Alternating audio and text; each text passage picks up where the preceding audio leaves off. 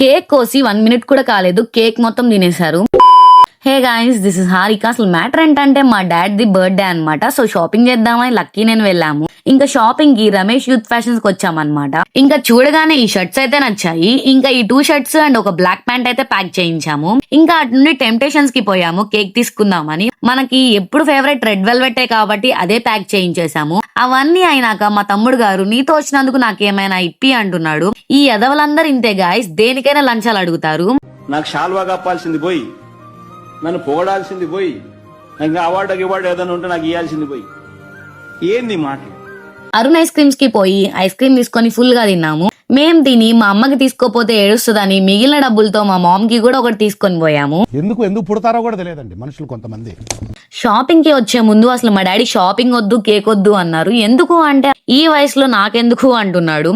Guys ఒక్కటి గుర్తుపెట్టుకోండి, parents ఎప్పుడైనా అంతే అంటారు. బట్ చిన్న చిన్న మూమెంట్స్ ని కూడా మనం సెలబ్రేట్ చేయకపోతే ఎలా? చూసారా, వద్దు అన్న డాడీయే అవి చూసి ఎంత హ్యాపీగా ఉన్నారు. ఈ పేరెంట్స్ అందరు ఇంతే.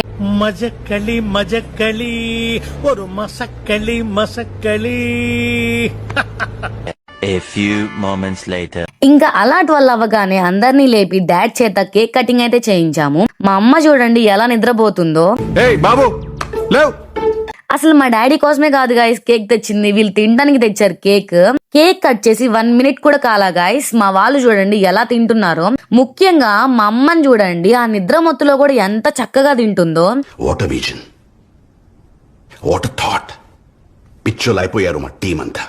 ఇంకా వీడైతే కేక్ ని అన్నంలా తింటున్నాడు. నాకైతే ఒక్క ముక్క కూడా ఉంచలేదు గాయస్. హారికకి న్యాయం జరగాలి.